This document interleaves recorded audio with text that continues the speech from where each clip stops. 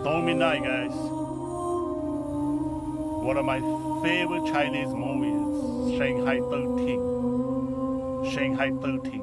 From the 80s or 90s. I'm not sure. Two of my favorite Chinese actors are Chow Yun-fat and Andy Lau. I oftentimes dress like this, like the old days from Shanghai 13.